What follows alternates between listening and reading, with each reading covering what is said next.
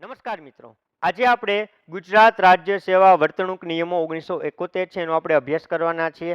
આ અભ્યાસ શરૂ કરી આ નિયમો આપણે શરૂ કરીએ એની પહેલાં થોડીક એની બેઝિક માહિતી મેળવી લઈએ કે આનો અમલ ક્યારથી થયેલો છે, આનું જાહેરનામું ક્યારે બનેલું છે, કેટલા નિયમો છે, કેટલા પ્રકરણો છે, વગેરે વગેરે વાત છે એની સામાન્ય માહિતી મેળવી લઈએ, કારણ કે આમાંથી પણ ક્યારેક એક પ્રશ્ન પરીક્ષામાં પૂછાવાની પૂરેપૂરી શક્યતા છે. તો થોડીક આની બેઝિક માહિતી મેળવી લઈએ. તો સૌથી પહેલો પ્રશ્ન કે જાહેરનામું આનું ક્યારે બહાર પડેલું છે? ગુજરાત રાજ્ય સેવા વર્તણૂક નિયમો 1971 નું જાહેરનામું ક્યારે બહાર પડેલું છે?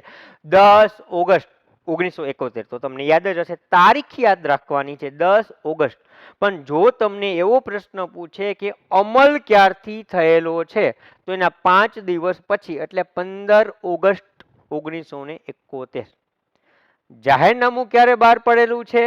તો 10 ઓગસ્ટ. અમલ ક્યારથી થયેલો છે? તો 15 ઓગસ્ટ. બંને તારીખો ખાસ યાદ રાખવી પડશે, પરીક્ષામાં પૂછી શકાય એવી છે. ત્રીજો પ્રશ્ન, પ્રકરણ કેટલા છે? તો આમાં એક પણ પ્રકરણ નથી, પ્રકરણ વાઇઝ વિભાગ પાડેલા નથી, ફક્ત નિયમો છે. મોસ્ટ આઈએમપી પ્રશ્ન અહીંથી બની શકે, પરીક્ષામાં તમને પૂછી શકે કે નિયમ કુલ કેટલા છે? તો 29 લખવાના નથી, 29 પ્લસ 5. આ 5 છે પાછળથી ઉમેરેલા છે. ક્યાં 5 ઉમેરેલા છે? તો 3 ક, 3 ખ, 3 ગ, 13 ક અને 26 ક. આટલા છે, આ 5 નિયમો છે પાછળથી ઉમેરેલા છે.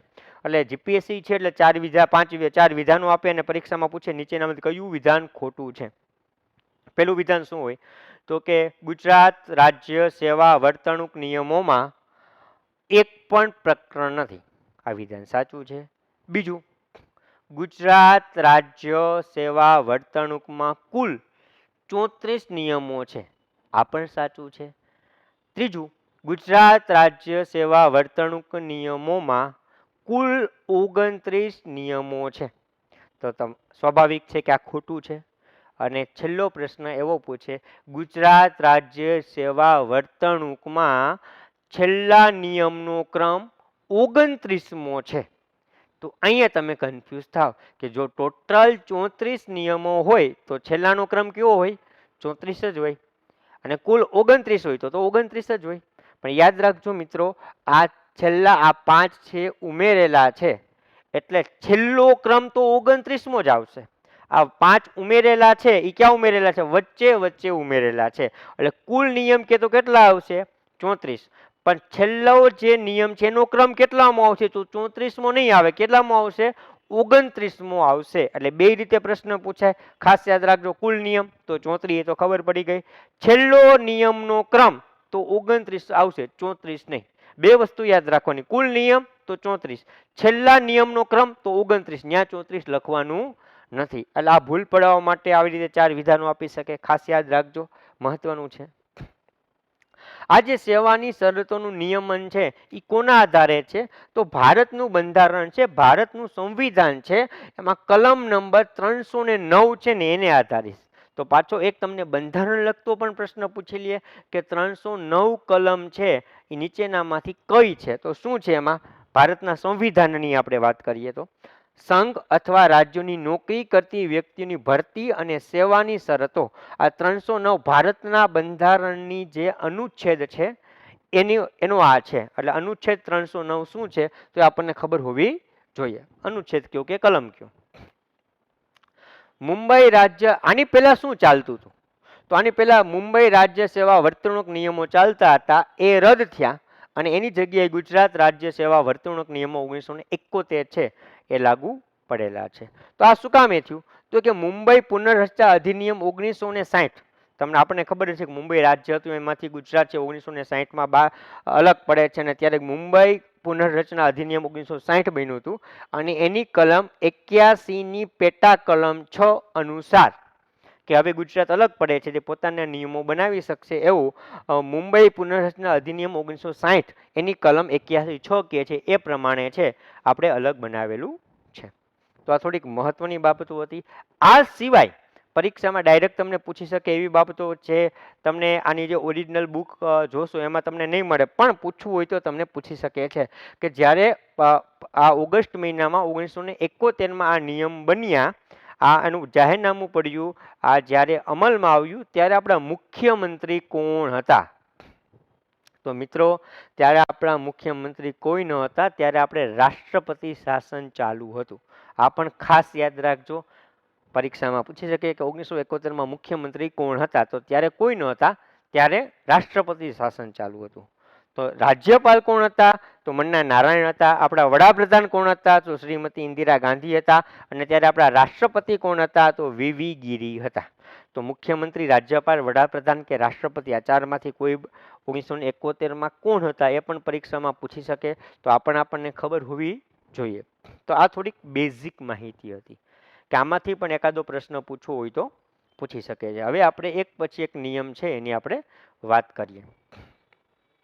નિયમ 1, ટૂંકી સંજ્ઞા આરંભ અને લાગુ પડવા બાબત. એના વિશે તો પેલું છે કે એમાં જોઈએ આપણે તો નિયમોનું સ્વરૂપ. તો બંધારણની કલમ 309 નીચે બનાવેલ વૈધાનિક અથવા સ્ટેચ્યુટરી નિયમો છે જે આપણે આગળ જોયું. નિયમ કોને લાગુ પડશે? જે આપણે ગુજરાત રાજ્ય સેવા વર્તણૂક નિયમો છે 1971, કોને લાગુ પડશે? તો યાદ રાખજો, રાજ્ય સરકારના માં જે કોઈ નોકરી કરે ને બધાને લાગુ પડે. એ તો પડે જ. જોઈએ આપણે, ગુજરાત રાજ્ય સરકારના તમામ કર્મચારીઓને લાગુ પડે છે. પછી તો કે વર્ગ 1 થી 4 સહિતના તમામ, એટલે કોણ? ગુજરાત રાજ્ય કર્મચારી કોણ? એ ક્લાસ 1 હોય, ક્લાસ 2 હોય, ક્લાસ 3 હોય, ક્લાસ 4 હોય, બધાને આ નિયમ લાગુ પડે. ટૂંકમાં જેની નોકરી બંધારણના કલમ 309 ની નીચે આવતી હોય તેવા રાજ્ય સરકારના તમામ કર્મચારીને આ લાગુ પડે. હવે અપવાદ છે, કોને લાગુ ન પડે? તો અખિલ ભારતીય સેવાના અધિકારીઓ જે યુપીએસસી પરીક્ષા આપીને આપે, જીપીએસસી પરીક્ષા આપીને આવે, અથવા બીજી કોઈ ક્લાસ 3 ની આપે, ક્લાસ 2 ની આપે કે જીપીએસસી આપે, એ બધાને તો લાગુ પડે. પણ યુપીએસસી આપે છે એટલે કે એમાં આઈએએસ છે, આઈપીએસ છે, આઈએએફ ના અધિકારીઓ છે, એને આ નિયમો લાગુ પડતા નથી. તો કોઈ નિયમ લાગુ જ ના પડે. ના પડે ક્યાં પડે? તો કેન્દ્ર સરકારના.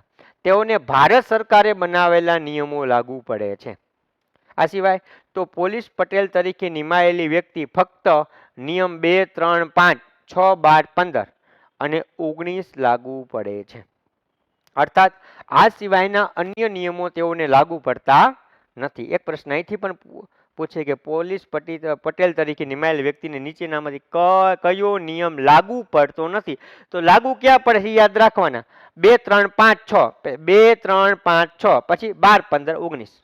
2, 3, 5, 6, 12, 15, 19. બસ આટલું યાદ રાખવાનું. આના સિવાયનો જે નિયમ હોય એ પોલીસ પટેલ તરીકે નિમાયેલી વ્યક્તિને પણ લાગુ પડતા નથી. અર્થાત આ સિવાય અન્ય નિયમો લાગુ પડતા નથી. પંચાયત સેવાના કર્મચારીઓને આ નિયમો લાગુ પડતા નથી. હવે પંચાયત સેવાના જે કર્મચારીઓ છે એને પણ આ નિયમો લાગુ પડતા નથી. શું કામ નથી પડતા? કારણ તેઓ માટે અલગથી બનાવેલા ગુજરાત પંચાયતી સેવા વર્તણૂક નિયમો 1998 લાગુ પડે છે. એટલે પંચાયતી સેવાના જે હોય છે તો એને આ ગુજરાત પંચાયત સેવા વર્તણૂક નિયમો છે એ લાગુ પડે છે. એટલે એ ખાસ યાદ રાખજો. આ પરીક્ષામાં પૂછવું હોય તો સામાન્ય છે, પણ એટલું કાંઈ ખાસ છે નહીં, જસ્ટ આપણી માહિતી માટે. ત્યારબાદ નિયમ 2, વ્યાખ્યા. ક, ખ અને ગ 3 અલગ અલગ વ્યાખ્યા આપી છે. પેલું ક છે સરકાર એટલે શું? સરકાર એટલે ગુજરાત સરકાર. પછી નિયમ 2 માં બીજી વ્યાખ્યા ખ છે, સરકારી કર્મચારી કોને ગણવા? સરકારી કર્મચારી એટલે ગુજરાત રાજ્યના કામગીરીને લગતી કોઈ પણ રાજ્ય સેવામાં અથવા જગ્યા પર નિમાયેલી કોઈ પણ વ્યક્તિ, અને તેમાં નીચેનો પણ સમાવેશ થાય છે. કોઈ પણ વ્યક્તિ આવે. એ સિવાય તો ભારતમાં અન્ય સરકારોમાં પ્રતિનિયુક્ત પર હોય તેવા સરકારી કર્મચારી અને રાજ્યેતર સેવામાંના સરકારી કર્મચારી, આ બધા જ છે એ સરકારી કર્મચારી કહેવાશે. ત્યારબાદ ત્રીજી વ્યાખ્યા કુટુંબ કોને કહેવું? તો સ્વાભાવિક છે કે આપણે કહીએ આપણે કુટુંબમાં જેટલા નામ હોય બધા કુટુંબ. ના મિત્રો, અહીંયા એ યાદ રાખવા નથી કે આપણા કૂપન છે એમાં જેટલા સભ્યો છે એ બધા કુટુંબમાં આવે એવી અહીંયા વ્યાખ્યા થશે નહીં. ખાસ યાદ રાખજો. સ્વાભાવિક પતિ પત્ની, એક વ્યક્તિ છે એની પત્ની અને એના બાળકો, તો આ એના માતા પિતા, આ બધા છે કુટુંબમાં આવે. આવી શકે ક્યારે? બધા જ એના પર નિર્ભર હોય ત્યારે. હવે દાખલા તરીકે એનો પુત્ર છે એ કમાતો થઈ ગયો તો પછી એની કુટુંબમાં આવે ને ભલે એના કૂપનમાં નામ હોય, ભલે એની સાથે ઘરમાં રહેતા હોઈએ, ભલે અલગ નથી થયા, છતાં એ એના સભ્ય ગણાય નહીં. એની દીકરી છે, એના લગ્ન થઈ જાય છે તો પછી એ કુટુંબમાં આવે નહીં. એના પપ્પા છે, એના પપ્પા ઓલરેડી એને સરકારી નોકરી હતી, અત્યારે પેન્શન લે છે, તો એ વ્યક્તિના પપ્પા છે એ પણ કુટુંબમાં આવશે નહીં. મતલબ કે જે વ્યક્તિ છે, એની પત્ની નોકરી કરે છે તો એ કુટુંબમાં આવશે. એના બાળકો કે એના માતા પિતા એ પોતાના પર નિર્ભર, એટલે કે કર્મચારી પર નિર્ભર છે તો આવે. કર્મચારી ઉપર નિર્ભર નથી, કોઈ નોકરી કરે છે કે પેન્શન મેળવે છે તો એ કુટુંબમાં આવશે નહીં. ભલે કૂપનમાં એનું નામ હોય, ભલે ઘરમાં સાથે રહેતા હોય તો પણ અપવાદરૂપ પત્ની છે એ પોતે નોકરી કરે છે છતાં એની પત્ની છે એ કુટુંબમાં આવશે. એટલે આ પણ ખાસ યાદ રાખજો. જોઈ થોડીક એની સામાન્ય માહિતી અહીં લખેલી છે. સરકારી કર્મચારીના કુટુંબના સભ્યોની નીચેના સમાવેશ થાય છે. સરકારી કર્મચારી પોતે, એની પત્ની કે પતિ કેમ લખ્યું છે? આ કર્મચારી તો સ્ત્રી હોય તેનો પતિ, અને કર્મચારી પુરુષ હોય તો એની પત્ની. તેમના બાળકો, હવે એના બાળકોમાં સાવકા બાળકો સહિત. સાવકા બાળકો કોને કહેવાય તમને ખબર જ છે કે એક પુરુષ છે, એ બીજા લગ્ન કરે છે, એની પત્ની ગુજરી જાય છે અથવા ડિવોર્સ લે છે અને બીજા લગ્ન કરે છે, અને એ જે બીજી પત્ની આવે છે એના આગળનું બાળક, જેને આપણે આંગળિયાત બાળકો પણ કહીએ છીએ, આંગળિયાત બાળક સાથે લાવે છે તો એ સાવકું બાળક કહેવાય છે. અથવા તો દત્તક લીધેલું, દત્તક અને સાવકું બે અલગ અલગ છે. દત્તક બાળક છે, દત્તક લીધેલું બાળક છે કે એક પતિ પત્ની છે ને બાળકો નથી થતા ને કોઈ બાળક દત્તક લે છે તો પણ એનો પરિવારમાં સમાવેશ થશે, પણ ક્યાં સુધી? એ બાળક છે એ મોટો થઈને પોતાના પગભર ન થાય ત્યાં સુધી. સાવકા બાળક સહિત જે તેમના ઉપર સંપૂર્ણપણે આધારિત હોય એ છે કુટુંબમાં સમાવેશ થશે. કર્મચારીની પત્ની સાથે ન રહેતી હોય, જો લગ્ન થયા છે, ડિવોર્સ નથી કર્યા પણ સાથે નથી રહેતા, દાખલા તરીકે પુરુષ છે એ સરકારી કર્મચારી છે, એ રાજકોટ રહે છે, એની પત્ની છે એ નોકરી કરે છે પણ અમદાવાદ કરે છે, બંને અલગ અલગ રહે છે, પતિ પત્ની અલગ અલગ રહે છે, તો એ કુટુંબમાં ગણાશે. રહેતી હોય તો પણ જ્યાં સુધી કાયદેસર છૂટાછેડા ન લે. ઘણી વખત શું થયું હોય કે કર્મચારી રાજકોટ રહે છે, એની પત્ની અરે ઝઘડો થયો ને એની પત્નીનું જેના પપ્પા છે અમદાવાદ રહે છે, અમદાવાદ જતી રહે છે, નોકરી નથી કરતી, ત્યાંના પપ્પાને ત્યાં રહે છે, અહીંયા રહે છે, બેનો ઝઘડો શરૂ છે, હજી છૂટાછેડા નથી લીધા ત્યાં સુધી કુટુંબમાં ગણાય. છૂટાછેડા લઈ લે પછી કુટુંબમાં ગણાય નહીં. છૂટાછેડા લીધા ન હોય ત્યાં સુધી કુટુંબના સભ્ય તરીકે ચાલુ રહે છે, ભલે બોલતા ન હોય. પત્નીના પપ્પા ત્યાં રહે, પતિ અહીંયા રહે છે, રાજકોટ રહે છે, પત્ની અમદાવાદ રહે છે, અબોલા છે, છૂટાછેડા થવાની તૈયારી છે, પણ જ્યાં સુધી છૂટાછેડા ન થાય ત્યાંથી કુટુંબમાં જ આવે. પુત્ર કે પુત્રી જ્યાં સુધી સંપૂર્ણપણે કર્મચારી પર આધારિત હોય ત્યાં સુધી જે તે કુટુંબના સભ્ય ગણાય. અર્થાત પુત્ર નોકરી કે ધંધો વ્યવસાય કરતો થાય અને પોતાનું ભરણ પોષણ પૂરતું કમાતો હોય તો તે આ નિયમના સંદર્ભમાં કુટુંબનો સભ્ય મટી જાય છે. પુત્ર કમાતો થઈ જાય, પોતાની રીતે કરતો થઈ જાય, વાપરવાના પૈસા પપ્પા આગળ માગવાના બંધ કરી દે કર્મચારી જે તે હોય એની આગળ, તો પછી એ કુટુંબનો સભ્ય ગણાય નહીં, ભલે સાથે રહેતો હોય, ભલે કૂપનમાં નામ હોય છતાં. તે જ રીતે પુત્રીના લગ્ન કરીને સાસરે મોકલવામાં આવે એટલે કુટુંબનું સભ્ય મટી જાય છે. કર્મચારી કે તેની પત્નીના સગા કે જેઓ લોહીના સંબંધ કે વિવાહના સંબંધના કારણે જોડાયેલ અને સરકારી કર્મચારી ઉપર સંપૂર્ણપણે આધારિત હોય, જેમ કે મા બાપ, ભાઈ બહેન વગેરે, એ પણ ગણાશે. કર્મચારી કે તેની પત્ની ના સગા, હવે દાખલા તરીકે એક પુરુષ કર્મચારી છે, હવે એના જે કઈ સગા છે, એના મમ્મી પપ્પા વાત કરી કે એના ભાઈ બહેન કીધા કે પુત્ર કીધા, એના ઉપર આધારિત હશે, એ બધા કુટુંબમાં ગણાશે. તો આ વાત હતી કુટુંબની વ્યાખ્યાની વાત હતી. તો આ નિયમ 2 છે વ્યાખ્યા માટે હતો. ત્યારબાદ નિયમ 3 સામાન્ય, એમાં પેટા છે, એમાં પેલું છે 3.1, દરેક સરકારી કર્મચારીને હંમેશા 3 બાબતો ખાસ યાદ રાખવાની છે.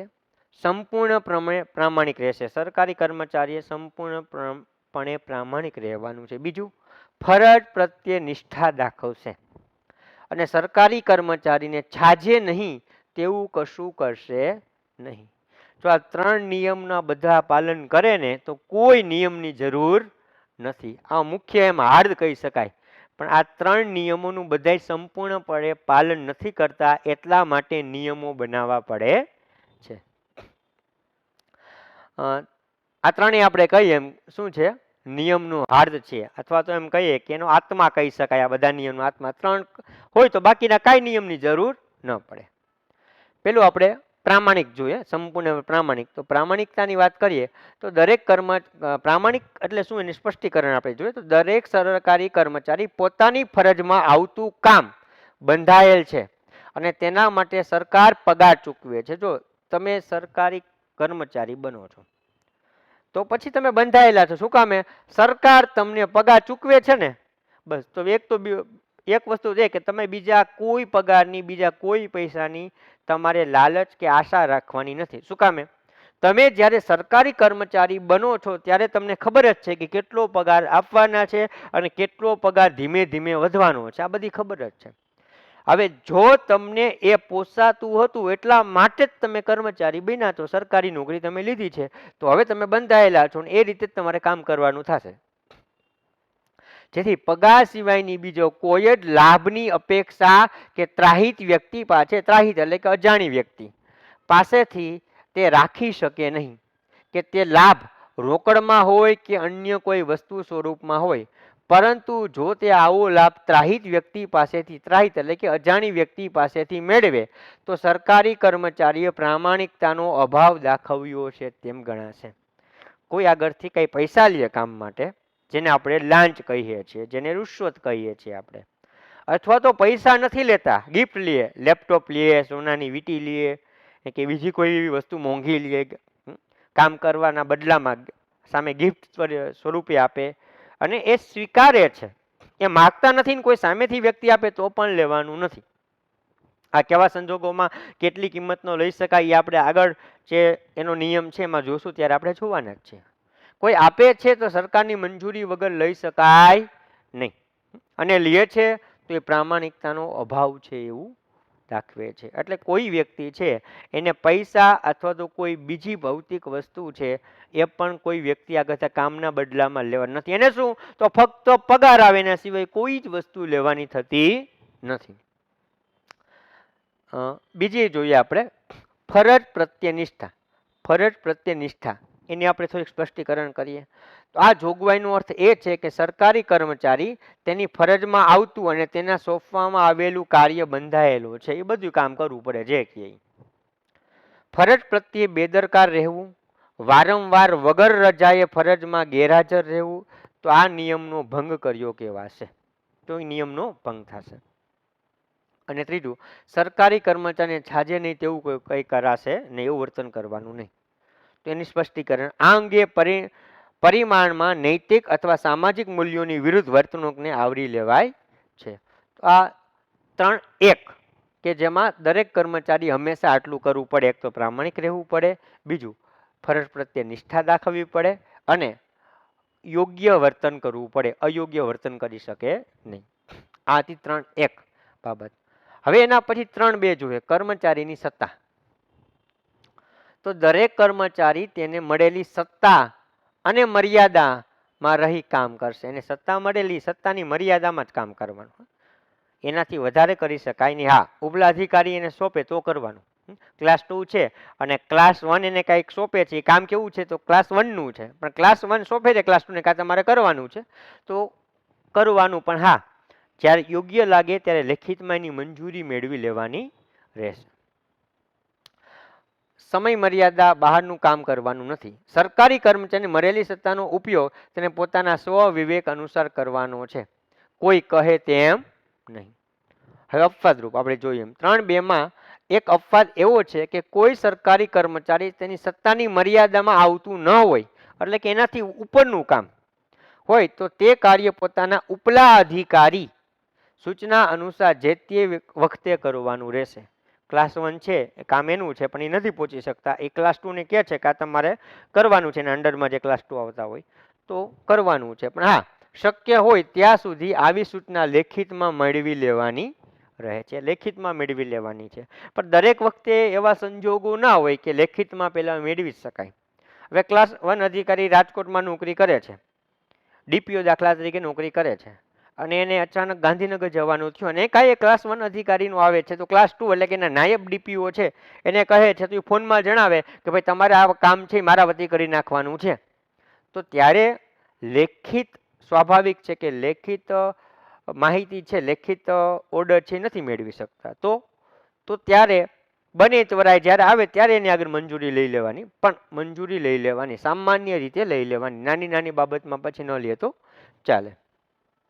અહીં આપેલું કે આવી સૂચના લેખિતમાં મેળવી લેવાની, અને જો જે તે સૂચના લેખિતમાં મેળવવાનું શક્ય ન હોય, હમણાં કીધું ને કે ગાંધીનગર છે તો એ નથી મેળવી શકતા, તો શું કરવાનું? તો તે સૂચનાનું લેખિત સમર્થન શક્ય એટલી ત્વરાએથી મેળવી લેવું, શક્ય એટલું મેળવી લેવું. અને નિયમ 3 નો પેટા 3, નવા નિયમો સુસંગત હોય તે લાગુ પડશે. હવે આ બધા નિયમો બની ગયા છે, હવે કઈ નવા નિયમો બનશે આને સુસંગત, તો એ દરેક કર્મચારીને લાગુ પડશે. તો સામાન્યમાં આપણે જોઈએ 3.1, તો દરેક કર્મચારી હંમેશા શું તો કે પ્રામાણિક રહેવાનું, નિષ્ઠા દાખવવાની અને અણછાજતું વર્તન કરવાનું નહીં. તો 3.2 માં શું તો કે કર્મચારીની સત્તા અને મર્યાદા, અને ત્યારબાદ કે નવા નિયમો હવે આને જે લગતા હશે એ કર્મચારીને લાગુ પડશે. આના પછી આપણે જોઈએ છે નિયમ 3 ક. યસ મિત્રો, નિયમ 3 પછી નિયમ 4 ની વચ્ચે નવા નિયમો ઉમેરેલા છે, 3 ક, 3 ખ, 3 ગ. તો એ જે વચ્ચે નવા નિયમો ઉમેરેલા છે એની આપણે વાત કરીએ તો નિયમ 3 ક છે ત્વરા અને વિવેક. આ પાછળથી ઉમેરેલા હોય ને એટલે ક, ખ, ગ એવા ક્રમ આવે. કોઈ પણ સરકારી કર્મચારી તેની સરકારી ફરજ બજાવતા સમયે અસૌજન્યપૂર્ણ વર્તન કરશે નહીં, એટલે કે ખરાબ વર્તન કરશે નહીં. કોઈ પણ સરકારી કર્મચારી તેની ફરજમાં આવતા સોંપવામાં આવેલ કાર્ય કરવાના સંબંધમાં લોકો સાથે અથવા અન્ય રીતે આવું કામમાં વિલંબ નાખશે અથવા તો ઈરાદાપૂર્વક વિલંબ થાય તેવું કૃત્ય કરશે નહીં. હવે તમે સામાન્ય કર્મચારી છો, તમે એક શિક્ષક છો અને તમારા અધિકારી આગળ તમારું કંઈક કામ લઈને જાઓ છો અને એ જાણી જોઈને વિલંબ કરે છે, તો એ આ નિયમનું ભંગ કર્યો ગણાશે, એનું વર્તણૂકના નિયમો છે એનો ભંગ થશે. ત્યારબાદ 3 ખ, કામ કરતી મહિલાઓને જાતીય સતામણીની મનાઈ. મોસ્ટ આઈએમપી પરીક્ષામાં પૂછી શકાય એવો નિયમ છે 3 ખ, કે જે કામ કરતા સ્થળોએ જે સ્ત્રીઓની સતામણી થાય છે એના માટેનો નિયમ કેવો છે 3 ખ. એટલે 3 ખ પણ ખાસ યાદ રાખજો. 3 ખ અને 3 ગ બને છે. 3 ખ સ્ત્રીઓ માટે છે અને 3 ગ છે નાના 14 વર્ષથી નાના બાળકો માટે છે, કે એને આપણે કામે રાખી શકીએ નહીં. એટલે 3 ખ અને 3 ગ આ બે મહત્વના છે, ખાસ યાદ રાખશું આપણે.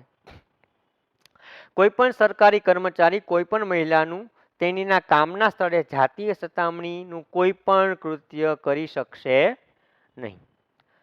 હવાલો ધરાવનાર દરેક સરકારી કર્મચારીએ કામના સ્થળે કોઈ પણ મહિલાની જાતીય સતામણી અટકાવવા માટે યોગ્ય પગલાં લેવા જોશે. એટલે ત્યાં દાખલા તરીકે એક ક્લાસ 2 કે ક્લાસ 1 ની ઓફિસ છે, ત્યાં કામ કરતી સ્ત્રીઓની તો થવી ન જ જોઈએ, પણ ત્યાં કોઈ સ્ત્રી કામ લઈને આવે છે કોઈ, તો એને પણ જાતીય સતામણી કરવાની નથી. હવે સ્પષ્ટીકરણ, જાતીય સતામણી કોને ગણશું એનું સ્પષ્ટીકરણ પણ આપેલું છે.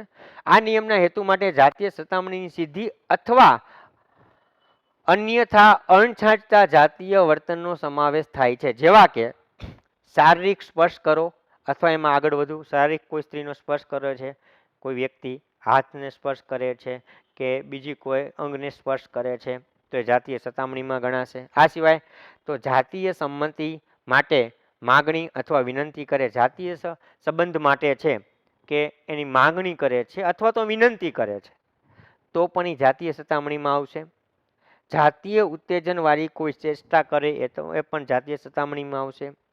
કોઈ પણ અશ્લીલ સાહિત્ય બતાવવું, એ મોબાઈલમાં હોય કે કોઈ પુસ્તકમાં હોય એવું અશ્લીલ સાહિત્ય બતાવે એ જાતીય સતામણીમાં આવશે. આ સિવાય શારીરિક, મૌખિક કે ઈશારાથી કરેલી કોઈ પણ પ્રકારનું અણછાંટતું વર્તન છે એ પણ જાતીય સતામણીમાં આવશે. કોને? તો કે કોઈ પણ સ્ત્રી ઓફિસમાં કામ કરે છે એ સ્ત્રી અથવા તો કોઈ બહારની સ્ત્રી આવે છે એની સાથે વર્તન કરે તો પણ એ આ નિયમનો ભંગ થશે, એટલે કે કામ કરતી મહિલાને જાતીય સતામણીની મનાય છે. આ નિયમ છે એ પછી ઉમેરાયેલો છે. આના માટે છે સામાન્ય વહીવટ વિભાગ તારીખ 24/3/1999 રોજ જાહેરનામાથી આ નિયમ છે દાખલ કરવામાં આવેલો છે. શા માટે? તો કે વિશાખા વિરુદ્ધ સ્ટેટ ઓફ રાજસ્થાન, રાજસ્થાનમાં હાઈકોર્ટમાં કેસ થયેલો હતો. વિશાખા નામની સ્ત્રી હતી અને એને સ્ટેટ ઓફ રાજસ્થાન વિરુદ્ધ કરેલો હતો 1997માં. એનો ક્રમ છે ના જાહેર હિત અરજીના કેસમાં સર્વોચ્ચ અદાલતે નક્કી કર્યું કે કામના સ્થળે કામ કરતી મહિલાને થતી જાતીય સતામણી ભારતના બંધારણનો અનુચ્છેદ 14 શું કહે છે? તો કે જાતીય સમાનતાનો મૂળભૂત હક, એ સ્ત્રી હોય, પુરુષ હોય કે અન્ય વ્યક્તિ હોય. અને અનુચ્છેદ 21 જીવન અને અંગત સ્વતંત્રતાનો મૂળભૂત હક, આનો ભંગ થાય છે. આથી કામના સ્થળે મહિલાઓની જાતીય સતામણી ન થાય તે માટે સુપ્રીમ કોર્ટ માર્ગદર્શિકા ઘડીને તેનો અમલ કરવા કેન્દ્ર અને રાજ્ય સરકારને આદેશ કર્યો, જેના આધારે એ પગલા તરીકે ઉક્ત નિયમ દાખલ કરવામાં આવેલો છે. આજે જે સુપ્રીમ કોર્ટમાં કેસ ગયો હતો અને એને કારણે આ જે નિયમ છે બનેલો છે. અને નિયમ 3 ગ 14 વર્ષથી નીચેની ઉંમરના બાળકોને કામે રાખવા પર પ્રતિબંધ. તો અત્યાર સુધીના આપણે નિયમો ભણીએ એમાં 3 ખ અને 3 ગ અને ડાયરેક્ટ ક્રમ પૂછવો હોય તો પણ પૂછી શકે. 3 ખ શેનો છે? તો મહિલાઓને સતામણી. અને 3 ગ તો 14 વર્ષના નાના બાળકોને આપણે કામે રાખી શકતા નથી. એટલે 3 ખ અને 3 ગ આનો ક્રમ પણ જો પરીક્ષામાં પૂછવો હોય તો આપણને પૂછી શકાય છે. ત્યારબાદ નિયમ 4 સરકારી કર્મચારીઓના નજીકના સગાને નોકરીમાં રાખવા બાબત. હવે સરકારી સહાય મેળવતી જેની સાથે સરકારી કામકાજ રહેતું હોય, સામાન્ય રીતે કોઈ અધિકારી છે એને કોઈ અલગ બીજી સંસ્થા સાથે, જે કોઈ પ્રાઇવેટ સરકાર સંસ્થા છે કે કોઈ સહકારી સંસ્થા છે, આવી કોઈ સંસ્થા સાથે કામ રહેતું હોય. હવે ત્યાં એના કુટુંબનો સભ્ય કોને કહેવાય તમને ખબર પડી જ ગઈ છે. કુટુંબનો સભ્યનો ભાઈ છે કે એનો પુત્ર છે કે એ કોઈ ત્યાં નોકરીએ લાગે છે તો એમ ડાયરેક્ટ તમે લગાડી શકો નહીં. શું છે એનું જોઈએ આપણે. તો કે સરકારી સહાય મેળવતી અથવા જેની સાથે સરકારી કામ રહેતું હોય તેવી ખાનગી સંસ્થામાં પોતાના સગાને નોકરીમાં રાખવામાં પોતાના હોદ્દાનો કે લાગવકનો ઉપયોગ કરી શકશે નહીં. એનો પુત્ર હોય, પુત્રી અથવા તો અન્ય કોઈ સગા જે કુટુંબમાં નથી આવતા એ પણ નોકરીમાં રાખી શકે નહીં. આવી કોઈ સંસ્થા કે કંપની કે પેઢીમાં પોતાના પુત્ર કે કુટુંબીજનોને નોકરી મળે તો સ્વીકારતા પહેલા વર્ગ 1 અને વર્ગ 2ના અધિકારીઓએ સરકારશ્રીની પૂર્વ મંજૂરી મેળવવી પડશે. પહેલી વસ્તુ કે એક કોઈ ક્લાસ 1 કે ક્લાસ 2 અધિકારી છે, એને કોઈ ખાનગી સંસ્થા સાથે સરકારી કામકાજ રહે છે અને ત્યાં કોઈ વેકેન્સી પડે છે તો પોતાના પુત્રને, પુત્રીને, ભાઈને, બહેનને અથવા કોઈ સગા સંબંધીને ત્યાંના પોતાની લાગવકથી લઈ શકે નહીં. હવે લાગવકથી તો લેતા જ નથી, ખરેખર વેકેન્સી પડે છે અને એ કર્મચારી ક્લાસ 1 કર્મચારી છે, એના પુત્રની અપ્લાય કરે છે અને એને ત્યાં નોકરી મળે છે, એ મળવા પાત્ર છે. તો સૌથી પહેલાં શું કરવું પડશે? એ કર્મચારી, એ ક્લાસ 1 અધિકારી છે, એણે સરકારની મંજૂરી લેવી પડશે કે મારા પુત્રને આ સંસ્થા, ખાનગી સંસ્થામાં નોકરી મળે છે, પોતાની લાયકાતથી મળે છે અને મારે એ સંસ્થા સાથે સરકારી કામકાજ રહે છે તો પૂર્વ મંજૂરી આપો. હવે ઘણી વખત એવું થતું હોય કે આવી મંજૂરી લેવાની હોય ત્યારે 15 દિવસે કે 1 મહિને આવે અને ત્યાં કીધું તમે 2 દિવસમાં હાજર થઈ જાઓ, અન્યથા અમે બીજા કોઈ કેન્ડિડેટ છે ને લઈ લેશું. તો આવી જ્યારે તાત્કાલિક હોય, નકર તો શું થાય કે મંજૂરી આવે ત્યાં સુધીમાં બીજાને નોકરી મળી જાય અને પોતાના પુત્ર કે ભાઈને નોકરી મળતી હોય એક સંસ્થામાં તો ન મળે. તો ત્યારે મંજૂરી લઈ લેવાની અને મંજૂરી ન આવે તો કાંઈ વાંધો નહીં, પણ ત્યાં સુધી એ નોકરી ત્યાં લાગી શકે છે. અને પછી જે મંજૂરી આવે જો ના પાડે તો નોકરી છોડવી પડે અને હા પાડે તો એ નોકરી કન્ટિન્યુ કરી શકે છે. સરકારી કર્મચારીના કોઈ પણ કુટુંબીજનની ખાનગી સંસ્થા, કંપની કે પેઢીમાં નોકરી કરતા હોય તેવી કંપની કે પેઢી સાથે કરાર એટલે કે એગ્રીમેન્ટ અંગેનું કામકાજ કરી શકશે નહીં અને આવા કોઈ એગ્રીમેન્ટ પણ કરી શકે નહીં. ત્યારબાદ છે નિયમ 5, રાજકારણ કે ચૂંટણીઓમાં ભાગ લેવા બાબત. કોઈ પણ સરકારી કર્મચારી છે એ રાજકારણમાં ચૂંટણીમાં ભાગ લઈ શકે નહીં. કેવી ચૂંટણી? તો કે જેમાં ચૂંટણી થતી હોય ને એવી એક પણ જગ્યાએ છે એ વ્યક્તિ છે એ રહી શકે નહીં, સભ્ય તરીકે પણ રહી શકે નહીં જ્યાં ચૂંટણી થતી હોય તે. કોઈ પણ સરકારી કર્મચારી ચૂંટણીમાં ઉમેદવારી કરી શકશે નહીં, એનો પ્રચાર પણ કરી શકે નહીં. કોઈ પણ પક્ષનું ચિહ્ન છે એના શરીર ઉપર લગાવી શકે નહીં, કોઈ સ્ટીકર છે કે ટેટુ છે કે એવું કોઈ પણ પક્ષનું લગાવી શકે નહીં. એના ઘર ઉપર એનો ઝંડો કેવું કે ધજા કેવું લગાવી શકે નહીં અને પોતાના વાહન ઉપર પણ આવું લગાવી શકે નહીં. એ ચૂંટણી દરમિયાન અને ચૂંટણી પછી આચારસંહિતા હોય કે આચારસંહિતા ન હોય ક્યારેય લગાવી શકે નહીં. અથવા તો ચૂંટણીના સમયે કોઈ વ્યક્તિના અજાણતા પણ એના ઘરની દરવાજા પર આવું કોઈ પક્ષનું સ્ટીકર ચોંટાડી જાય છે તો તરત જ એ વ્યક્તિને ખબર પડે એટલે કર્મચારી સ્ટીકર કાઢી નાખવું પડે. રાખી શકે નહીં. કોઈ પણ રાજકીય પક્ષનો સભ્ય બની શકે નહીં. કોઈ પણ રાજકીય પક્ષને ફાળો આપી શકે નહીં, ઉઘરાવી શકે નહીં. હા, ચૂંટણી અંગે સરકાર જે કાંઈ કામગીરી સોંપે એ કરી શકે. જો તમે સરકારી કર્મચારી છો તો તમે ચૂંટણી લડી શકો નહીં, કોઈ આવા ચિહ્ન લગાવી શકો નહીં, એના સભ્ય બની શકો નહીં, એ પક્ષને તમે સપોર્ટ આપી શકો નહીં, ફાળો આપી શકો નહીં, ફાળો એના વતી ઉઘરાવી શકો નહીં, કોઈ પણ વસ્તુ કરી શકો નહીં. હા, મત આપવાનો અધિકાર છે. અને બીજું, સરકાર ચૂંટણી સમયે તમને ફરજ સોંપે છે. એ પછી PO1 હોય એટલે કે પોલિંગ ઓફિસર હોય, પોલિંગ ઓફિસર 1 હોય, પોલિંગ ઓફિસર 2 હોય કે બીજા કોઈ તમને આવા સરકારી મતગણતરી હોય, આવા કોઈ પણ કામ તમને સરકાર સોંપે છે તો એ તમારે કરવા પડે અને એમાં તો તમે ના પણ પાડી શકાય નહીં. એટલે કે સોંપે તો કરી શકે. જેમ કે સરકાર જે કાંઈ કામગીરી સોંપે એ કરી શકે નહીં, કરવું જ પડે ફરજિયાત. ન કરો તો વોરંટ આવે ઘરે. તો તમને ખ્યાલ જ હશે કે ચૂંટણીનો ઓર્ડર આવે અને તમે હાજર ન થાય ઘરે તમારી ધરપકડ પણ થઈ શકે છે. કેવા ઓર્ડર? તો કે પ્રિસાઇડિંગનું હોય, પોલિંગ ઓફિસર હોય. તો આવા તમને સરકાર સોંપે છે ત્યાં તમારે કરવાના હોય. મત ગણતરીમાં પણ તમારે જવું પડે.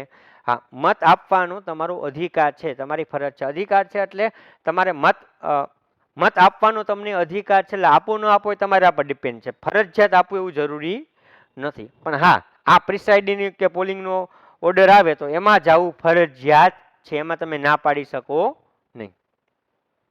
બીજું ખાસ એ પોલિંગ એજન્ટ તરીકે તમે કામ કરી શકો નહીં. તમે સરકારી કર્મચારી છો તો પોલિંગ એજન્ટ તરીકે કામ કરી શકો નહીં, કારણ કે એ સરકાર કહેતું નથી. શું કામ? આ કામગીરી કરી શકાય નહીં, કારણ કે ચૂંટણીને લડતા સંબંધિત ઉમેદવાર તરફથી આ નીમવામાં આવે છે, સરકાર તરફથી નીમવામાં આવતા નથી. એટલે એ કામ કરી શકો નહીં. પ્રિસાઇડિંગનું કરી શકો, પોલિંગનું કરી શકો, મત ગણતરીમાં જઈ શકો, પણ તમે પોલિંગ એજન્ટ તરીકે તમે કામગીરી કરી શકો નહીં. ભારતના કાયદેસરની સરકારને ઉથલાવવા માટેની ચળવળમાં કર્મચારીના કુટુંબનો કોઈ પણ સભ્ય ભાગ લેતો હોય તો તેમ કરતાં સરકારી કર્મચારી અટકાવવો જોઈએ. ભારત સરકારની કાયદેસર જે સરકાર છે ઉથલાવવા માટે કોઈ ચળવળ થતી હોય, કોઈ પ્રવૃત્તિ થતી હોય, પોતે કર્મચારી તો ભાગ લેવાનો જ નથી, પણ એના કુટુંબના સભ્યને પણ ના પાડવાની છે. એનો નાનો ભાઈ છે એના આધારિત હોય, એના કુટુંબમાં હોય છે, તો એને ના પાડવાની છે કે ભાઈ તારે આ કામમાં જવાનું નથી. જો તે ન માને તો એ અંગે કર્મચારી સરકારને જાણ કરવી જોઈએ. હવે એનો નાનો ભાઈ છે એના આધારિત જ છે અને એ માનતો નથી તો સરકારી કર્મચારી છે એને સરકારને જણાવવું જોઈએ કે આ મારો નાનો ભાઈ છે, મારા પર આધારિત છે, પણ મારું માનતો નથી, એ તો આ કરે છે, તો એની જાણ કરી દેવાની રહેશે. તો આ તો નિયમ 5. ત્યારબાદ નિયમ 6, દેખાવો અને હડતાલ. ભારતના સાર્વભૌમ એકતાને જોખમાય એવી કોઈ બાબત છે એ સરકારી કર્મચારીએ કરવાની નથી. આ સિવાય તો કે રાજ્યની સલામતીને અસર થાય એવા પણ કોઈ પણ કાર્ય છે, કોઈ પણ આવા ચળવળો કે એવું થતું હોય તો એમાં ક્યાંય જોડાવાનું નથી. વિદેશ સાથે સંબંધ બગડે એવી કોઈ પ્રવૃત્તિ છે, જાહેર વ્યવસ્થામાં ખલેલ પહોંચે એવી કોઈ પ્રવૃત્તિ છે, નીતિમત્તાને નુકસાન કરતા હોય એવી કોઈ પ્રવૃત્તિ છે, કોર્ટનો તિરસ્કાર થતો હોય આવી કોઈ પ્રવૃત્તિ છે, અને કોઈ ગુનાની ઉશ્કેરી થતી હોય તેવા દેખાવ કે હડતાલમાં કર્મચારીએ ભાગ લેવાનો નથી. ક્લાસ 1 હોય, ક્લાસ 2 હોય, ક્લાસ 3 હોય કે ક્લાસ 4 હોય, કોઈ આમાં જોડાવાનું નથી. પોતાની નોકરી માટે કે બીજા કોઈ કર્મચારીની નોકરી માટે હડતાલનો આશરો લઈ શકે નહીં. એનો આશરો પણ હડતાલનો પણ લઈ શકે નહીં. હવે હડતાલ કોને કેવી એની આપણે વાત કરીએ. હડતાલ કોને ગણે છે એની સ્પષ્ટીકરણ જોઈએ. તો આ નિયમ માટે હડતાલ એટલે તો કર્મચારીએ સમૂહમાં કામ બંધ કરવું. બધા શિક્ષકો છે એ કાલો હડતાલ ઉપર, તો એ કરી શકે નહીં. સરકાર ડાયરેક્ટ બધાને ડિસમિસ કરી શકે. સસ્પેન્ડ નહીં, શું ડિસમિસ? ડિસમિસ એટલે નોકરી ગઈ, પૂરું. સસ્પેન્ડમાં તો કેસ થાય ને પછી પાછા લઈ પણ શકે. સરકાર ધારે તો બધાને ડિસમિસ પણ કરી શકે. સાથે મળીને કામ કરવાની ના પાડવી. ગુજરાતના બધા શિક્ષકો ભેગા થાય કે અમારે આજથી ભણાવવું નથી, તો સરકાર ધારે તો જેટલાય ન ભણાવ્યું હોય, જેટલાય એમ કીધું કે અમારે નથી કામ કરવું, તો બધાને સસ્પેન્ડ કે ડિસમિસ કરી શકે. સરકાર નક્કી કરે કે શું કરવું. ઓવરટાઈમ કરવાની જરૂર હોય ત્યારે આવું કામ કરવાની ના પાડવી.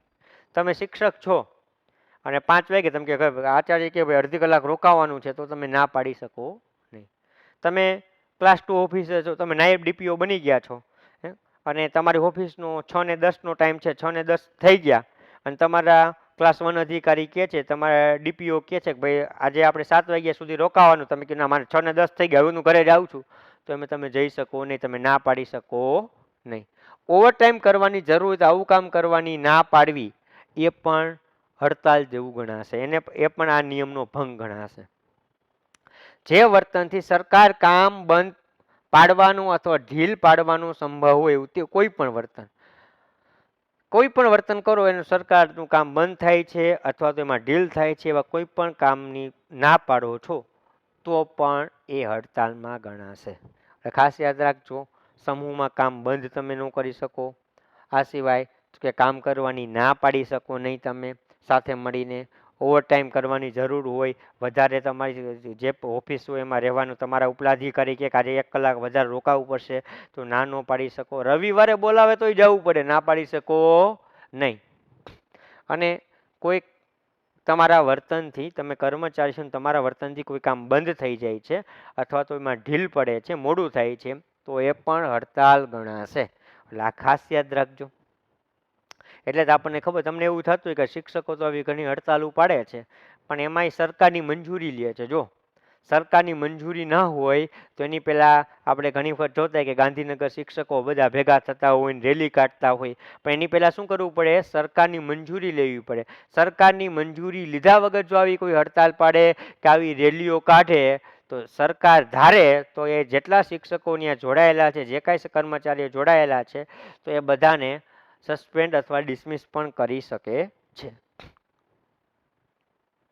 ત્યારબાદ નિયમ 7, સરકારી કર્મચારીઓ મંડળમાં જોડાવવા બાબત.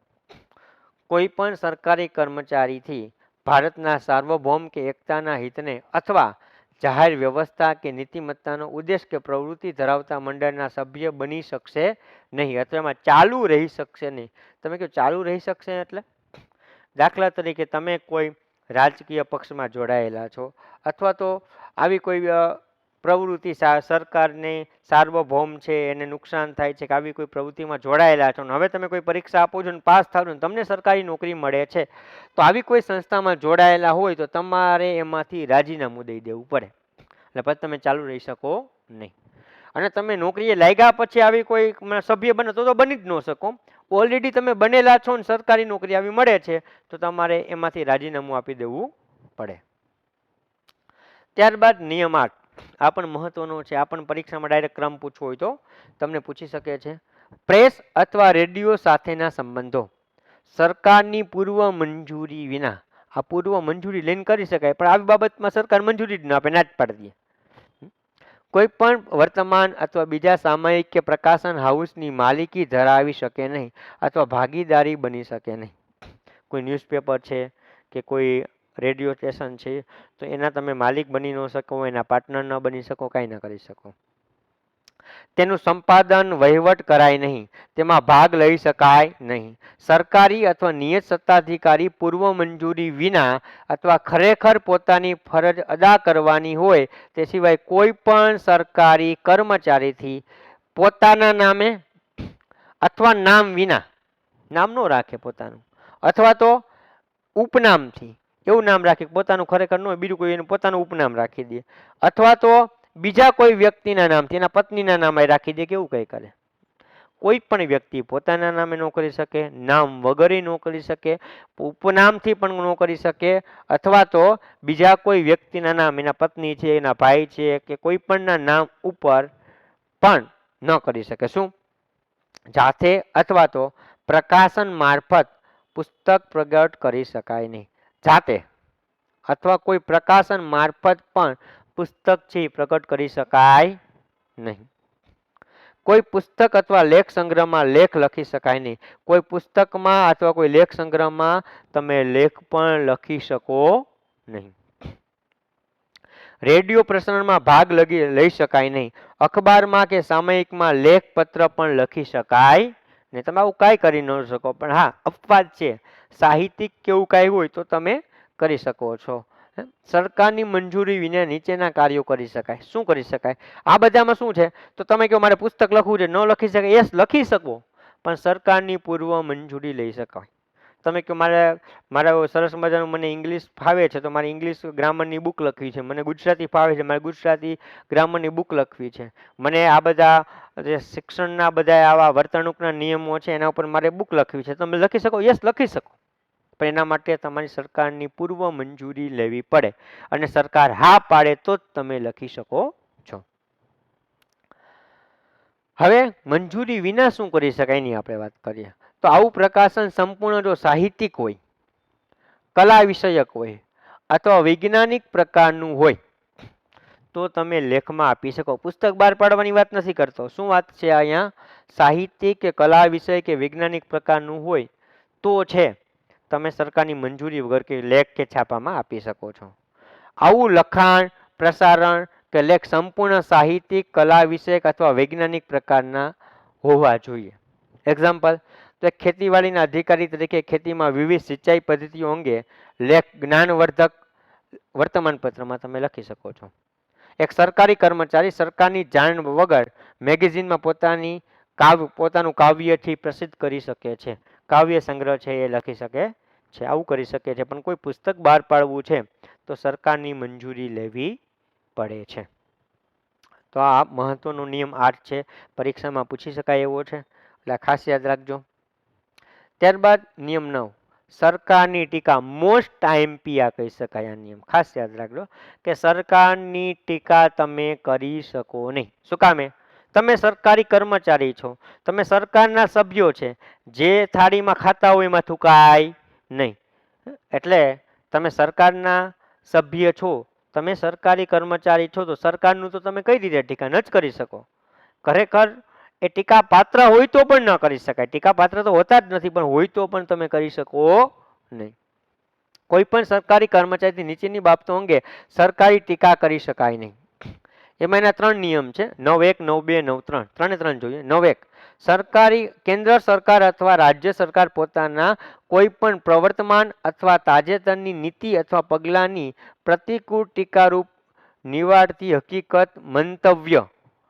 હવે સરકારે કોઈ પ્રવર્તમાન અથવા તાજેતરની કોઈ નીતિ બનાવી છે, કોઈ સ્કીમ બહાર પાડી છે, કોઈ યોજના બહાર પાડી છે, તો એને પ્રતિકૂળ અને અનુલક્ષીનો એના વિરોધી ટીકારૂપ નીવડે એવી કોઈ હકીકત કે મંતવ્ય આપી શકો નહીં. ક્યાં નહીં આપવાનું? તો કે તમે છાપામાં ન આપી શકો, તમે લેખિત એનું લખી અને તમે ક્યાંય સોશિયલ મીડિયા છે એમાં પણ તમે ન મૂકી શકો, તમે રેકોર્ડિંગ કરીને પણ ન મૂકી શકો, તમે એનો વિડીયો બનાવીને પણ તમે ન મૂકી શકો. તમે આવું કોઈ છે એ સોશિયલ મીડિયા પર કે પછી તમે કોઈ મેગેઝિનમાં કે ન્યૂઝપેપરમાં એક પણ જગ્યાએ છે આવી કોઈ સરકાર છે એ કોઈ યોજના બહાર પાડે છે તો એના વિરુદ્ધ કે એને પ્રતિકૂળ અસર થાય એવું કોઈ પણ લખાણ, રેકોર્ડિંગ, વિડીયો કાંઈ તમે એક પણ જગ્યાએ છે કરી શકો નહીં, અથવા તો એ તમે શેર કરી શકો નહીં. બીજું, કેન્દ્ર સરકાર કે કોઈ પણ રાજ્ય સરકાર વચ્ચે સંબંધોમાં મુશ્કેલી પેદા કરનાર હકીકતનું મંતવ્ય. હવે કોઈ એવી તમે સરકારી કર્મચારી છે, કેન્દ્ર સરકાર અને રાજ્ય સરકારના સંબંધો બગડે એવું કોઈ મંતવ્ય છે કે એવું કોઈ તમે હકીકત છે એ તમે બહાર પાડો છો, હકીકત હોય છતાં તમે બહાર પાડો છો, તો પણ તમને આ વર્તણૂકના નિયમો છે એનો ભંગ કર્યો ગણાશે. કેન્દ્ર સરકાર અને કોઈ પણ વિદેશી સરકાર, કેન્દ્ર સરકાર અને વિદેશ સરકાર વચ્ચે સંબંધોમાં મુશ્કેલી પેદા કરનાર હકીકત કે મંતવ્ય પણ રજૂ કરી શકાય નહીં. ત્રણે ત્રણ ફરીથી જોઈએ છીએ, મોસ્ટ એમપી છે. એમાં સૌથી પહેલું 3.9.1 છે, ખૂબ જ મહત્વનું છે કે સરકારે કોઈ નીતિ બનાવી છે, કોઈ યોજના બનાવી છે, કોઈ સરકાર કાર્ય કરે છે, તો એને પ્રતિકૂળ અસર થાય એવું કોઈ પણ કાર્ય છે, એવું મંતવ્ય છે, હકીકત છે, રેકોર્ડિંગ છે કે વિડીયો છે કે લખાણ છે, એ છાપામાં કે સોશિયલ મીડિયામાં ક્યાંય તમે આપી શકો નહીં. બીજું તો કે ભારત સરકાર અને રાજ્ય સરકારના સંબંધો બગડે એવું પણ તમે કંઈ ન કરી શકો. અને ત્રીજું, ભારત સરકાર અને વિદેશી જે સરકાર છે અથવા તો વિદેશ સરકાર છે એના સંબંધો બગડે એવું પણ તમે કંઈ કરી શકો નહીં. અપવાદ, સરકારી કર્મચારીઓની નોકરીની શરતોને સલામતી માટે, તેને સુધારા માટે યુનિયનના હોદ્દેદાર તરીકે શુભ આશયથી વ્યક્ત થયેલા મંતવ્યો કે નિયમો લાગુ પડતા નથી. હવે ઘણી વખત તમે જોયું કે સરકારની વિરુદ્ધમાં યુનિયનના જે હોદ્દેદાર હોય ને એ વિડીયો કે લખાણ ઘણી વખત મૂકે, તો એને આ નિયમ લાગુ પડશે ને. શું કામે? એના શુભ આશયથી. એટલે સરકારના વિરુદ્ધ એટલે કેવું?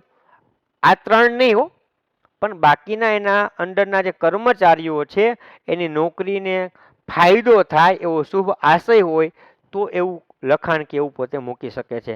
આ ત્રણ બાબતોને તો મૂકી જ ના શકે. એના સિવાય અને શુભ આશય હોય અને એનાથી જે નોકરી કર્મચારીઓ છે એને ફાયદો થતા હોય એવું નિવેદન જ.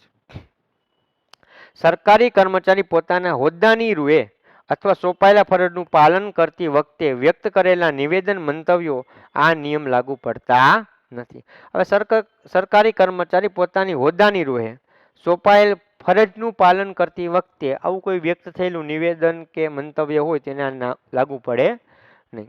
દાખલા તરીકે સરકારના પ્રવક્તા હોય એ બોલે તેને આ નિયમ લાગુ પડે નહીં. તો આ નિયમ 9 છે, એ પણ મોસ્ટ આઈએમપી હતો.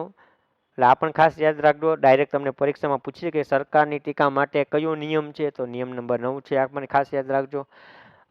3 ખ યાદ રાખવાનો હતો, 3 ગ યાદ રાખવાનો હતો, 8 યાદ રાખવાનો હતો પ્રેસ રેડિયો માટે, અને 9મો નિયમ પણ યાદ રાખવાનો છે. ત્યારબાદ નિયમ 10, અનધિકૃત રીતે માહિતી પૂરી પાડવી. હવે તમે સરકારી કર્મચારી છો અને તમારી કોઈ અંગત એવી છે કે જે ઓફિસની માહિતી છે એ કોઈને તમારે જણાવવાની નથી, અને છતાં તમે અનઅધિકૃત રીતે જણાવો છો. ટૂંકમાં કાયદેસર બિનકાયદેસર રીતે કોઈ વ્યક્તિ છે, તમારા મિત્ર છે કે અથવા તમારા કોઈ મિત્ર છે કે કોઈ સગા સંબંધી છે અથવા તો જેને રિલેટેડ છે, જે માહિતીને કોઈને ફાયદો થાય છે એને તમે માહિતી તમે ચોરી છુપી આપી દો છો તો આ નિયમનો ભંગ ગણાશે. પણ હા, આપવાદરૂપ એ છે કે કોઈ આરટીઆઈ કરીને માગે તો તમારે ફરજમાં આવતું એ આપવું પડે. આરટીઆઈમાં માગે છે ને આરટીઆઈ નિયમ પ્રમાણે જેટલું આપવું પડે એવું હોય એ આપવું પડે. અમુક એના નિયમો છે કે ભાઈ એ વસ્તુ છે એ ગુપ્તતા બાબત છે તો કોઈ આરટીઆઈ કરે તો પણ આપવાનું નહીં, તો એ નહીં, એના સિવાયનું જે આપવાનું હોય તો એ આપવું પડે. એના માટેનો હતો નિયમ 10. પોતાની ફરજમાં આવતું ન હોય તો પણ કોઈ કર્મચારી કચેરીના દસ્તાવેજો, કોઈ ફાઇલ માહિતી, કોઈ માહિતી ત્રાહિત વ્યક્તિ એટલે કે અજાણી વ્યક્તિને અથવા સગા સંબંધી કોઈ પણને અન્ય કર્મચારીને પૂરી પાડી શકે નહીં. હવે કોઈ અજાણી વ્યક્તિને આપે, સગા સંબંધીને આપે અથવા તો એના જ કોઈ કર્મચારીને આપે છે, ગુપ્ત રાખવાની હતી, તો આ નિયમનો ભંગ થશે. પણ હમણાં મેં વાત કરી એમ માહિતી અધિકાર અધિનિયમ 2012 આરટીઆઈ મુજબ નીતિ મુજબ નાગરિકને આપવાના પાત્ર માહિતી આપવાની આ નિયમોનો ભંગ કર્યો એમ ગણાશે નહીં. કોઈ આરટીઆઈ કરે અને એ જ દસ્તાવેજો માગે છે અને આરટીઆઈ નિયમ મુજબ આપવા પડે એમ હોય તો તમારે આપવા પડે, તો ત્યારે આ નિયમનો ભંગ ગણાશે નહીં. તો મિત્રો, હવે ફરીથી આપણે જે આ 10 નિયમો ભણ્યા છે એનું ફરીથી ફટાફટ આપણે રિવિઝન કરી નાખીએ જેથી આપણને યાદ પણ રહી જાય. પેલું આપણે જોયું હતું કે જાહેરનામું ક્યાં તો 10 ઓગસ્ટ 1971, અમલ તો 15 ઓગસ્ટ 1971, એ કોઈ પ્રકરણ નથી. નિયમ કેટલા છે તો 34 નિયમો છે. ખાસ યાદ રાખો કેટલા છે 34 નિયમો છે. 29 + 5 છેલ્લો નિયમનો ક્રમ કયો આવશે તો 29 આવશે. સેવાની શરતોનો નિયમ બંધારણના કયા અનુચ્છેદ પ્રમાણે તો 309 પ્રમાણે છે. આની પહેલા કયા નિયમો ચાલુ હતા તો મુંબઈ રાજ્ય સેવા વર્તણૂકના નિયમો ચાલુ હતા, એ રદ થયા અને આ બનેલા છે. ત્યારે આપણે મુખ્યમંત્રી કોણ હતા તો કોઈ મુખ્યમંત્રી હતા જ નહીં, ત્યારે રાષ્ટ્રપતિ શાસન હતું. એની પહેલા હિતેન્દ્ર દેસાઈ હતા અને પછી રાષ્ટ્રપતિ શાસન આવી ગયું હતું. રાજ્યપાલ મન્ના નારાયણ, વડાપ્રધાન શ્રીમતી ઇન્દિરા ગાંધી, રાષ્ટ્રપતિ વી.વી. ગિરી. ત્યારબાદ આપણે નિયમ 1ની વાત કરી, ટૂંકી સંજ્ઞા આરંભ અને લાગુ પડવા બાબત. આમાંથી કંઈ પરીક્ષામાં એટલું ખાસ પૂછાય એવું નથી. ત્યારબાદ આપણે વ્યાખ્યા જોઈ, સરકાર એટલે શું, બે ખમા સરકારી કર્મચારી કોને કહેવાય, અને 2 ગ કુટુંબ કોને કહેવાય. આમાંથી કુટુંબમાંથી જો તમે 4 વિધાનો કરીને કુટુંબ કોનો સભ્ય નીચેનામાંથી કોણ છે કે કોણ નથી એવો પરીક્ષામાં પ્રશ્ન પૂછવો હોય તો આ વ્યાખ્યામાંથી પૂછી શકાય છે. ત્યારબાદ નિયમ 3 સામાન્યમાં 3 એક દરેક સરકારી કર્મચારી 3 વસ્તુ યાદ રાખવાની છે. એક પ્રામાણિક રહેવાનું છે, ફરજ પ્રત્યે નિષ્ઠા દાખવવાની છે, અણછાડતું વર્તન કરવાનું નથી. ત્યારબાદ નિયમ 3 સામાન્યમાં 3.2માં સરકારી કર્મચારી છે એની સત્તા અને એની મર્યાદા કઈ છે એની વાત કરી હતી. અને નિયમ 3.3માં નવા નિયમો જે બનશે એ આને સુસંગત હશે તો એ લાગુ પડશે. ત્યારબાદ 3 ક ત્વરા અને વિવેકની વાત હતી, આધારપૂર્વક કરવાની વાત હતી. 3 ખ થી મોસ્ટ આઈએમપી બની જશે. કામ કરતી કોઈ મહિલાની જાતમણી સતામણી પણ મનાય છે, એટલે 3 ખ નો ક્રમ પૂછી શકાય. 3 ગ પણ પૂછી શકાય. 14 વર્ષથી નાના ઉંમરના બાળકોને કામે રાખવા પર પ્રતિબંધ છે, એટલે 3 ખ અને 3 ખ બે યાદ રાખવાના, 3 ખ અને 3 ગ. 4 સરકારી કર્મચારી નજીકના સગાને નોકરીમાં રાખવા નહીં. ત્યારબાદ 5 રાજકારણ કે ચૂંટણીમાં ભાગ લેવો નહીં. નિયમ 5 પણ પરીક્ષામાં પૂછી શકાય છે. રાજકારણ પર પ્રતિબંધ અથવા રાજકારણ કે ચૂંટણીમાં ભાગ ન લેવા પણ નિયમ 5. 3 ખ યાદ રાખવાનો છે, મહિલા. 3 ગ બાળકો. 5 રાજકારણ. 6 દેખાવો અને હડતાલ. 6 પણ પૂછવું હોય તો પૂછી શકાય, 6 હડતાલ. ત્યારબાદ 7ની આપણે વાત કરી. 7 તો સરકારી કર્મચારી મંડળમાં જોડાવા બાબત. ત્યારબાદ નિયમ 8 પ્રેસ અથવા રેડિયો સાથેના સંબંધ. 8 પરીક્ષામાં પૂછવું હોય તો પૂછી શકાય છે, એટલે 8 પણ યાદ રાખજો. ત્યારબાદ નિયમ 9 સરકારની ટીકા. મોસ્ટ આઈએમપી 3 9.1 9.2 અને 9.3. એમાં મોસ્ટ આઈએમપી 9.1 છે, ખાસ યાદ રાખવાનો છે. અને ત્યારબાદ આપણે 10 જો અનઅધિકૃત રીતે માહિતી પૂરી પાડવી. આરટીઆઈ 2005 જે નિયમ પ્રમાણે કોઈ આરટીઆઈ કરે છે તો આપણે આપી શકીએ છીએ, અન્યથા સરકારી કર્મચારી તરીકે તમે આપી શકો નહીં. તો અહીંયા સુધી આપણે 1 થી 10 નિયમોની વાત કરી છે. નેક્સ્ટ લેક્ચરમાં આગળના નિયમોની આપણે વાત કરશું. ત્યાં સુધી જય હિન્દ, જય ભારત.